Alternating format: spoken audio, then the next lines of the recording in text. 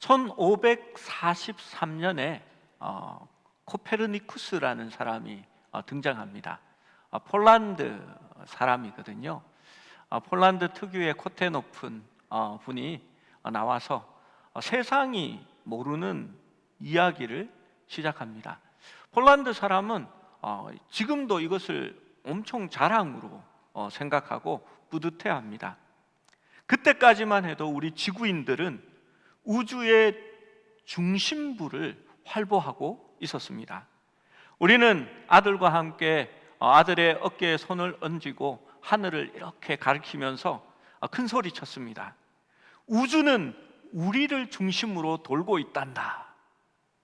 지구는 우주의 중심이었습니다. 그때 니콜라우스 코페르니쿠스가 등장해서 몇 가지 질문을 던집니다. 계절의 변화가 왜 일어나는 걸까? 그것을 알려줄 사람. 왜 어떤 별은 낮에 뜨고 또 어떤 별은 밤에 뜨게 되는 걸까? 배가 얼마를 가면 지구의 절벽에서 밑으로 툭 떨어지게 될까? 이런 질문들을 하기 시작한 겁니다. 코페르니쿠스는 아마 우리가 우주의 중심이 아닌 것 같아 라는 이야기를 하게 된 것입니다. 사람들은 그를 비웃었습니다. 그러나 코페르니쿠스는 굽히지 않았습니다. 나중에 갈릴레오가 이르고 나중에야 그것을 사람들은 알게 되었습니다. 우리가 천지가 바뀌는, 세계의 중심이, 우주의 중심이 바뀌는 그러한 일들을, 그래서 코페르니쿠스의 이 전환이다, 그런 이야기를 합니다.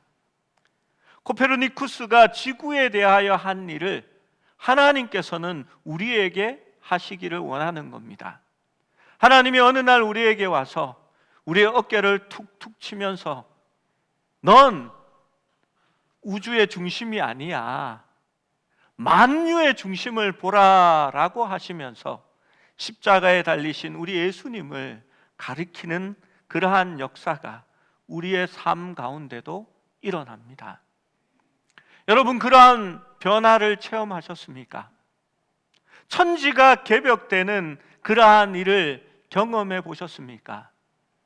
바울은 그것을 새 창조라고 이야기하고 새로운 삶이다라고 이야기하는 것입니다.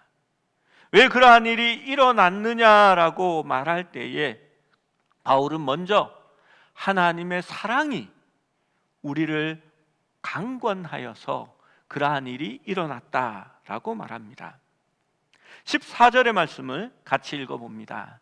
14절입니다. 시작. 그리스도의 사랑이 한 사람이 모든 사람을 대신하여 죽었은즉 모든 사람이 죽은 것이라. 모든 인간은 죄 아래에 있었고 죽음이라는 정당한 형벌을 받아 마땅했습니다. 그분이, 예수님이 모든 사람을 대신하여 죽으셨기 때문에 모든 사람의 대표로 죽으셨고 우리 모두에게 새로운 생명을 주셨다라고 말합니다. 그리스도 안에서 하나님과 온 인류가 온전한 연합을 이루게 되었습니다. 이전에 하나님은 우리와 원수되었던 존재입니다. 우리는 하나님의 진노 때문에 죽을 수밖에 없는 존재이었다가 그리스도의 죽음 때문에 우리가 하나님과 연합하게 되었고, 주님의 부활이 죽음의 속박을 깨뜨리시고 우리에게 새 생명을 준 것입니다. 골로새서 1장 20절은 이렇게 말합니다. 우리 같이 읽어봅니다. 시작. 그의 십자가의 피로 화평을 이루사 만물 곧 땅에 있는 것이나 하늘에 있는 것들이 그로 말미암아 자기와 화목하게 되기를 기뻐하심이라. 로마서 8장 32절 말씀도 읽어봅니다. 시작. 자기 아들을 아끼지 아니하시고 우리 모든 사람을 위하여 내주신 이가 어찌 그 모든 것을 우리에게 주시지 아니하겠느냐. 모든 인류는 죄로 인해 사망에 이르게 되었습니다. 그리스도께서 모든 죄 많은 인류와 하나가 되셔서 죽으셨습니다. 그래서 우리 모두는 죽었다라고 말합니다. 여러분, 주와 함께 죽으신 기억이 있습니까? 그리스도의 십자가가 나의 죽음이었다라는 사실을 받아들이십니까? 우리는 우리를 위해 죽도록 우리가 그리스도를 선택하지 않았습니다. 하나님이 먼저 우리를 택하여 조건 없는 사랑을 베풀어 주신 것입니다. 그리스도께서 하나님의 뜻에 복종하시는 것은 자기의 생명을 우리에게 내어주시는 사랑의 최고 행위였습니다. 그 예수 그리스도의 사랑을 생각하면 그 사랑이 우리를 강권한다라고 바울이 고백하고 있는 것입니다. 15절의 말씀은 이 속죄의 죽음이 무엇을 수반하는지에 대하여 더 설명하고 우리에게 그것을 알려주려고 합니다. 15절의 말씀을 함께 읽어봅니다. 시작. 그가 모든 사람을 대신하여 죽으심은 살아있는 자들로 하여금 다시는 그들 자신을 위하여 살지 않고 오직 그들을 대신하여 죽었다가 다시 살아나신 이를 위하여 살게 하려 함이라. 예수님께서 왜 죽으셨는지, 왜 우리를 대신하여 죽으셨는지를 말씀하고 있습니다. 왜 죽으셨습니까? 어떻게 하려고 우리를 대신하여 죽으셨다라고 말하고 있습니까? 여러분, 15절 말씀에 분명하게 기록합니다. 살아있는 자들로 하여금 다시는 그들 자신을 위하여 살지 않고 예수를 위하여 살게 하려 함이라 라고 말하는 겁니다. 여러분, 왜 주님이 나를 위해서 죽으셨습니까? 내가 원하는 대로 나를 위하여 사는 것이 아니라 주님을 위하여 살게 하는 그 삶을 살아가게 하기 위해서 죽으셨다라고 말합니다. 우리는 그의 죽으심과 합하여 죽었습니다. 이 죽음은 우리의 심장이 멈추어지고 내가 더 이상 작용을 하지 않는 것을 의미하는 것이 아닙니다. 이 죽음은 나를 중심으로 살았던 죄와 육체와 옛것에 대한 죽음을 이야기하는 것입니다. 내가 그 중심에 서 있지 않고 이제는 그리스도를 위하여 사는 삶이 바로 그리스도와 함께 죽었다라고 설명하는 것입니다. 우리는 그리스도의 죽음이 선포하는 화해의 메시지를 믿음으로 받아들일 때 그의 죽음과 합하여 세례를 받은 것입니다. 여러분, 세례가 무엇입니까? 성부와 성자와 성령의 이름으로 물속에 잠기어집니다. 죽었다라는 의미입니다. 그리고 다시 일으킴을 받습니다. 그 일으킴은 이제 나는 죽었고 그리스도로 말미암아 사는 삶을 살아간다는 의미를 가지게 되는 것입니다. 우리는 율법의 심판과 사망의 세력에서 벗어나게 된 것입니다. 예수님의 희생적인 죽음에 대하여 언급할 때에 바울은 여전히 자신이 사랑의 노예임을 밝히고 고린도 교인들에게 미묘한 압력을 가하고 있는 것입니다. 여러분, 저는 그 압력을 여러분도 함께 받기를 원합니다. 이 압력이 무엇입니까? 여러분이 그리스도 안에 있으면, 주와 함께 죽었다면 당신은 더 이상 나 자신을 위하여 살아가면 안 된다라는 의미를 내포하는 것입니다. 여러분, 조금 부담이 될 필요가 있습니다. 왜냐하면 그것이 그리스도인이니까요. 십자가에서 죽으신 예수 그리스도의 그 죽음은 바로 내가 사는 삶이 아니라 그리스도가 사는 삶을 살아가게 하기 위해서 주님이 죽으셨으니까요. 만약 그렇지 않다면 바울이 고백하듯이 그리스도께서 헛되이 죽으셨다라고 말하는 것입니다. 그리스도의 죽음은 단순히 하나님의 영원한 임재 안으로 들어가는 것을 보장하는 것으로 끝나는 것이 아닙니다. 살아있는 우리가 이 땅에서 사는 삶의 방식을 바꾸어야 함을 말하고 있는 것입니다.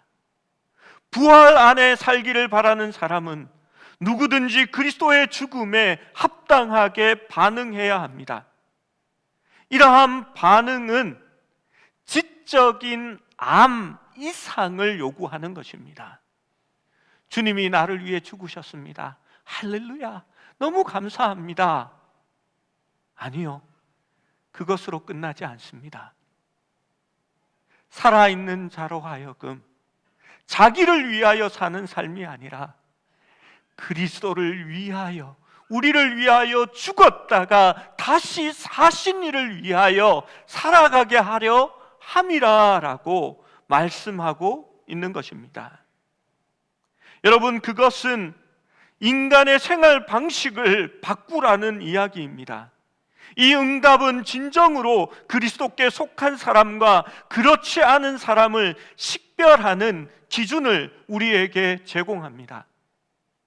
그리스도 안에 있는 사람은 자기를 위한 사람이 아니라 그리스도를 위한 사람이라는 것입니다. 자기 자랑, 자기 성취, 방종, 명예를 추구하는 사회에서 그리스도인들은 뚜렷이 다른 존재로 드러납니다.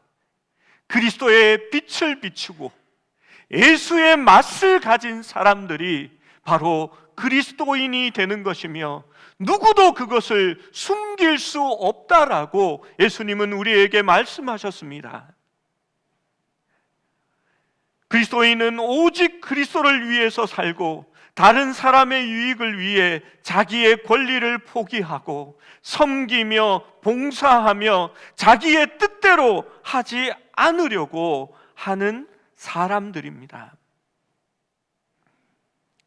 그리스도의 죽음과 부활을 통해 오는 구속의 은사는 우리의 삶의 방식을 바꿀 것을 요구하고 있는 것입니다. 지금 바울이 강조하는 것은 그리스도의 죽으심이 그가 다른 사람들을 평가하는 방식과 또 자신을 평가하는 방식에 대하여 새로운 지침을 주고 있는 것입니다. 여러분, 우리는 모두 그리스도 안에 있습니다. 그렇다면 나를 위하여 사는 삶이 아니라 그리스도를 위해 사는 삶으로 바뀌어져야 합니다. 연말이 되면 목회자가 제일 스트레스를 받는 시간이 됩니다. 예배가 많아서 스트레스 받는 게 아닙니다. 말씀을 연구하고 그때에 집중하면 그것이 참 힘이 되고 이렇게 좋은 시간이 됩니다. 연말에 받는 스트레스는 한 해를 시작하는 표어를 전하는 것과, 우리 교회는 표어가 똑같으니까 그것도 우리 교회에 해당하는 말은 아닙니다. 성도들의 일할 청지기 명단을 임명하는 것에 있습니다. 여러분, 여기만 해도 한 7, 80명 성도들이 앉아 있습니다. 교회적으로 보면 100여 명의 성도들이 있는데요, 그 성도들이 일하고 봉사해 주십사 하는 곳을 임명하고 정하게 됩니다.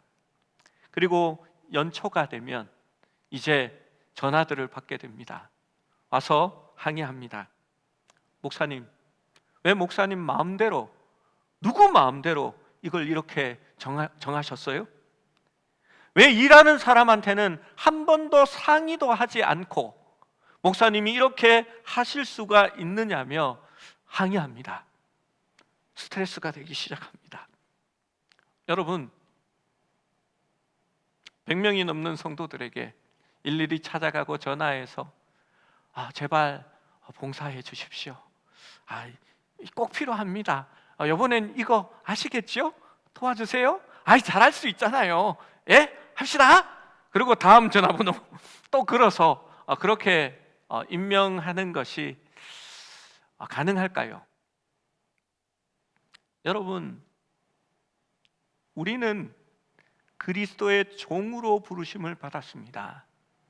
여러분이 주님이라고 부르는 말에는 그리스도가 나의 왕이요, 나의 중심이요, 그가 우리의 주인이라는 의미를 가집니다. 그리고 우리는 종입니다.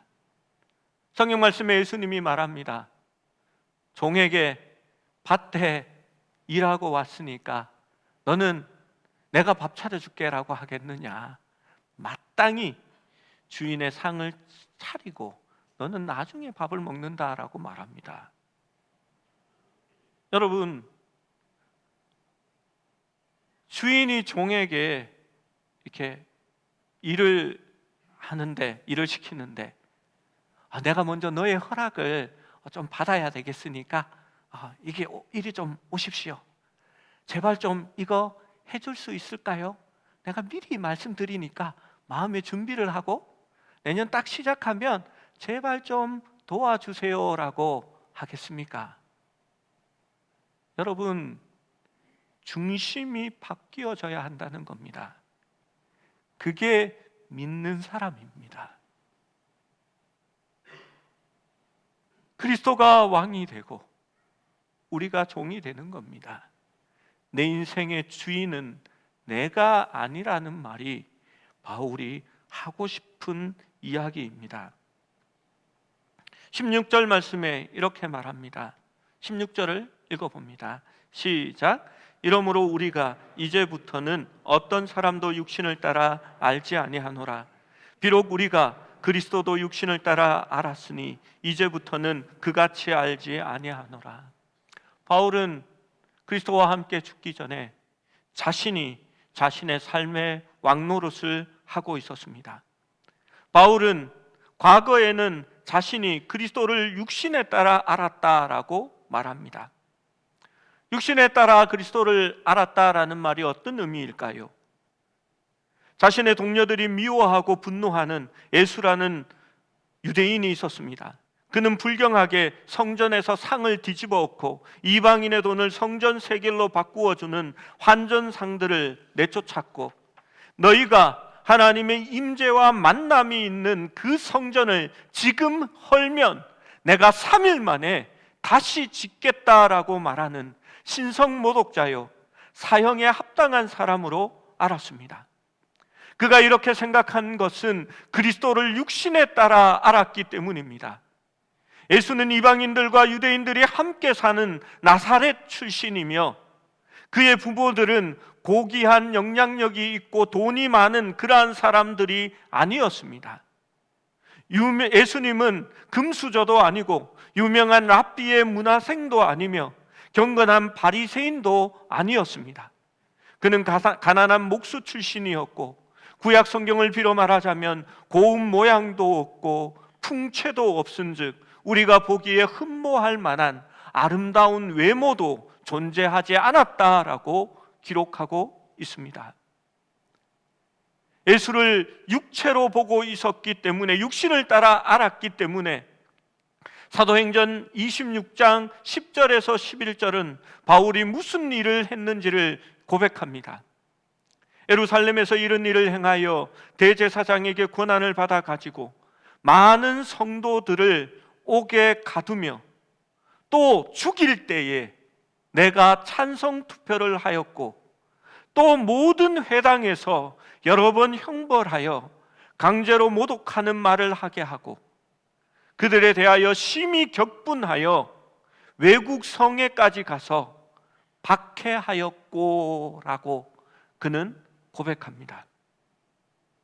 그는 스스로 하나님의 백성이고 하나님을 믿는다라고 말했지만 자신의 육체를 따라 알고 있었고 그 육신을 따라 행하고 있는 자기의 열심이었습니다. 그 열심은 결코 하나님의 열심이 아니었다라는 말입니다. 그는 예수뿐만이 아니라 그를 따르는 사람들도 마땅히 죽여야 한다라고 생각했습니다. 스데반이 죽을 때에 돌을 던져서 스데반을 죽이게 되는데 이를 주도한 사람이 바울 자신이었습니다. 주동자는 그것을 행하는 자들의 옷을 자기의 발 앞에 두어 맡아둡니다. 왜냐하면 본인이 증인이 되기 때문입니다. 여러분, 이 죽음이 쉬운 죽음은 아닙니다. 왜 옛날 유머 중에 그런 얘기 있죠. 한 번에 그냥 이렇게 누가 제가 다 잊어버렸는데 이런 내용입니다. 바늘하고 칼하고를 주면서 어떻게 죽을지 선택하라 하니까 이게 한 사람이 바늘을 집어들었습니다.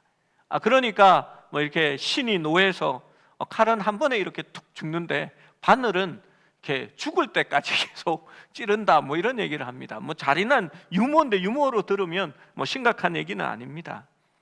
여러분, 그 당시 믿는 자들을 돌로 쳐서 죽이는 것은 죽을 때까지 쳐서 던지는 겁니다. 돌을 던지는데 겉옷이 불편하고 거추장스럽습니다. 그러면 자유롭게 돌을 던지기 위해서 겉옷을 벗어서 바울의 발 앞에 두었습니다. 그렇게 스데반을 죽이는 데에 앞장섰던 바울이었습니다. 그런데 이제부터는 육신을 따라 그리스도를 알지 아니하노라라고 말합니다. 그리스도의 십자가에서의 수치스러운 죽음이 가짜 선지자가 저지른 신성모독에 대한 하나님의 저주요 보응이라는 그러한 죽음이 아니라 하나님 자신이 인류의 죄를 사하시고 그 저주를 대속하기 위해서 희생하셨다라는 것을 비로소 알게 된 것입니다.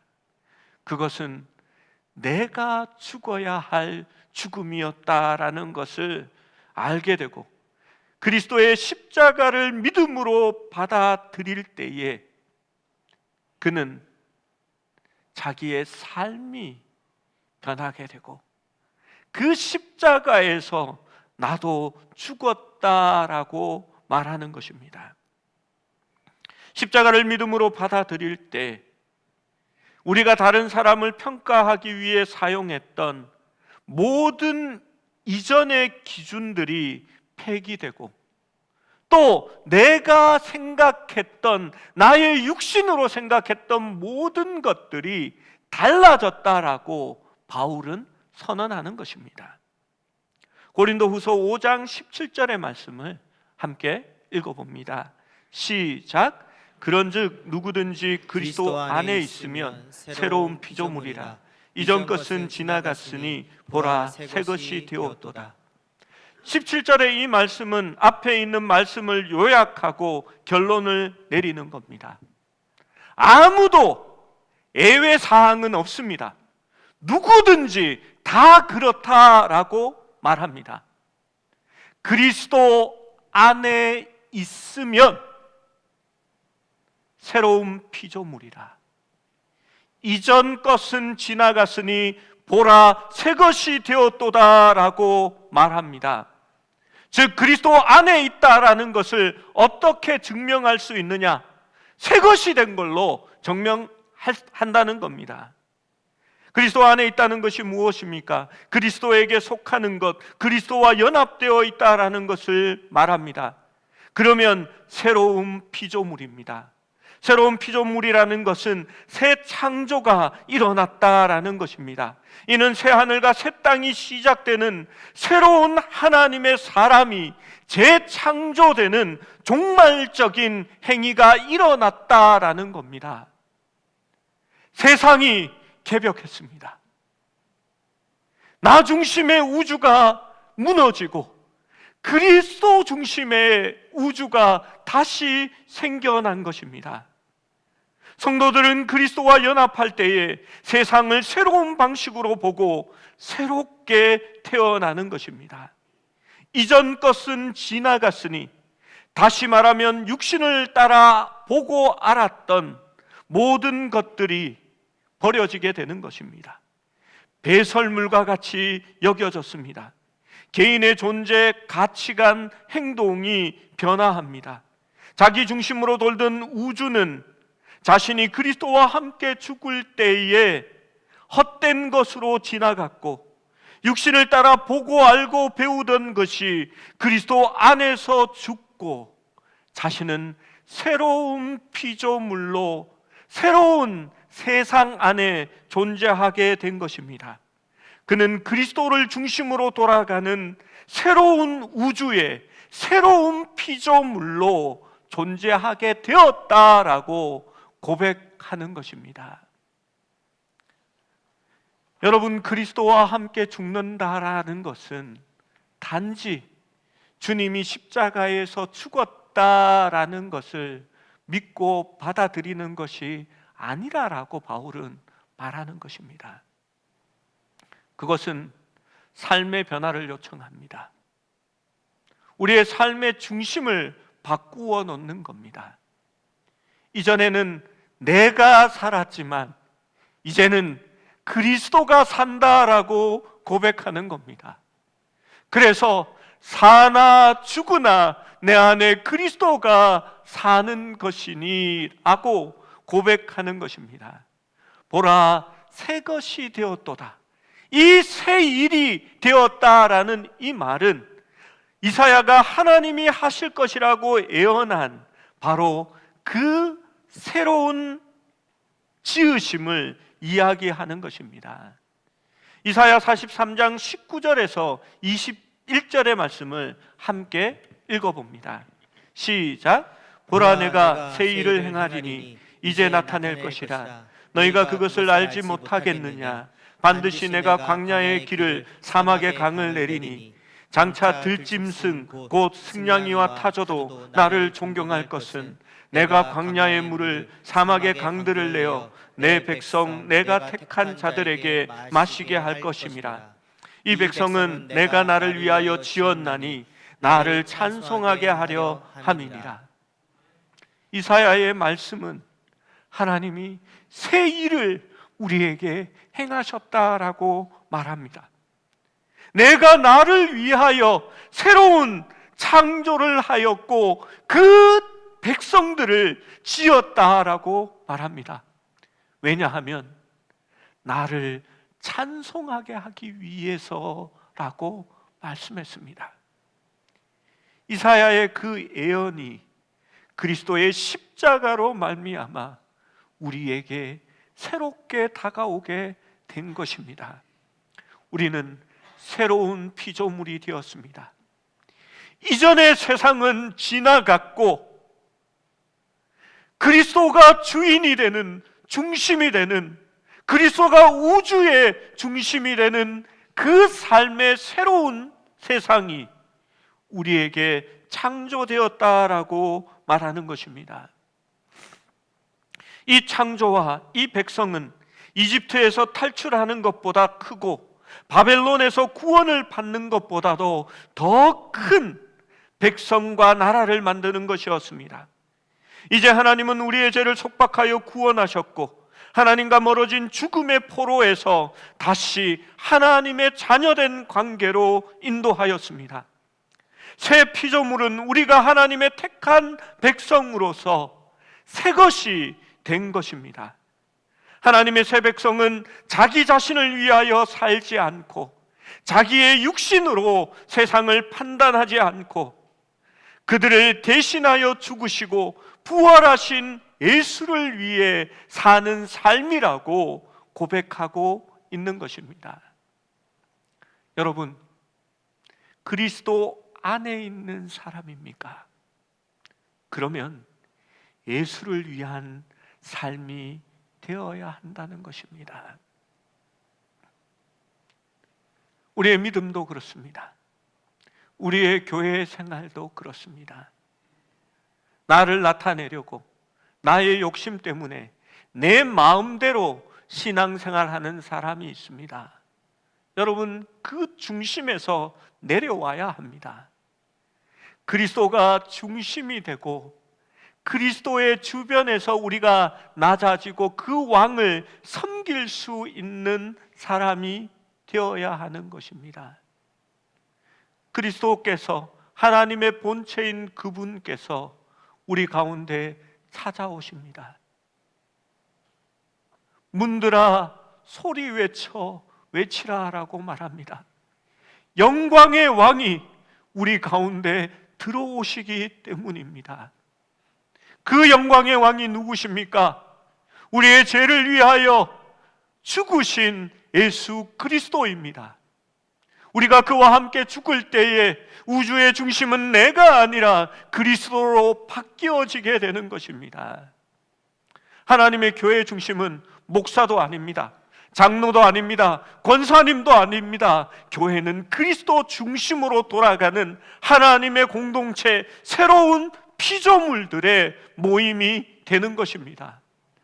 어느 누구도 하나님의 영광을 대신 취하여 자신이 가져갈 자가 없습니다. 하나님은 질투하시는 하나님인즉 그의 영광을 다른 이에게 허락하시지 않기 때문입니다. 우리가 하는 모든 행동, 우리가 하는 봉사, 우리가 하는 말과 사나 죽으나 우리는 그리스도를 높이고 그분을 위해 살아가는 삶으로 다시 재정렬되어져야 하는 것입니다. 로마서 14장 7절에서 8절은 이렇게 말합니다. 우리가 그 뜻을 생각하면서 함께 고백하는 마음으로 읽어봅니다. 시작. 우리 중에 누구든지 자기를 위하여 사는 자가 없고 자기를 위하여 죽는 자도 없도다. 우리가 살아도 주를 위하여 살고 죽어도 주를 위하여 죽나니 그러므로 사나 죽으나 주의 것이니라. 그렇습니다. 교회 안에 제일 하지 말아야 하는 말, 내 기분이 나빠 죽겠다 라는 그 말입니다. 그건 없습니다. 우리가 사는 것도 그리스도를 위하여 살고 우리가 죽는 것도 그리스도를 위하여 죽는 겁니다. 하나님은 여러분의 눈치를 보지 않습니다. 왜냐하면 그분이 그곳의 중심이기 때문입니다. 여러분, 저도 늘 하나님의 눈치를 봐야 합니다. 왜냐하면 내가 왕이 아닙니다. 그리스도가 나의 왕이시며 그분이 우리의 주인이기 때문에 그렇습니다. 갈라디아서 2장 20절 말씀을 함께 고백하기를 원합니다. 함께 봅니다. 시작. 내가 그리스도와 함께 십자가에 못 박혔나니 그런즉 이제는 내가 사는 것이 아니요 오직 내 안에 그리스도께서 사시는 것이라. 이제 내가 육체 가운데 사는 것은 나를 사랑하사 나를 위하여 자기 자신을 버리신 하나님의 아들을 믿는 믿음 안에서 사는 것이라. 아멘. 여러분, 믿음은 피상적인 지식이 아닙니다. 믿음은 삶의 변화를 요구합니다. 그 중심을 바꾸어 놓으라고 합니다. 이 지각 변동은 가치 있는 모든 것들을 새롭게 재평가합니다. 이전에 귀중하고, 이전에 나에게 가장 소중하고, 이전에 내가 그 중심에 서야 했던 그 모든 것들이 지나가 버립니다. 이전 것이 되어 버립니다. 육신을 따라 평가한 생각과 가치, 계획, 사랑, 욕망, 열정이, 그 가치가 폭락해 버리는 겁니다. 그리고 새로운 가격표, 새로운 가치, 새롭게 모든 것이 그리스도로 말미암아 재평가되어지는 겁니다. 그래서 바울은 말했습니다. 나는 육체로는 아무것도 없고 약하고 핍박받고 고난받고 아프고 병들었어도 그리스도를 위해 사는 나의 삶은 가장 가치 있는 삶이라고 그는 고백할 수 있었던 것입니다. 내가 중심이 되어야 하는 그러한 삶에서 내려오십시오. 그 왕자에서 제발 비켜나십시오. 하나님은 우리에게 그곳에 그리스도가 계셔야 하는 자리라는 것을 말씀해 주고 있는 것입니다. 그리고 이제는 그리스도를 위하여 사는 삶이 될 때에 우리가 진정으로 그리스도 안에 있는 삶이라고 주님은 평가하는 것입니다. 우리가 교회 앞에서, 사람 앞에서 믿음으로 고백했으면 좋겠습니다. 이전 것은 다 지나갔으니 보라, 새 것이 되었도다. 새로운 질서, 새로운 다스림, 새로운 왕이 우리 안에 계심을 고백하며 믿음 생활 하시는 우리 모두가 될 수 있기를 축원합니다.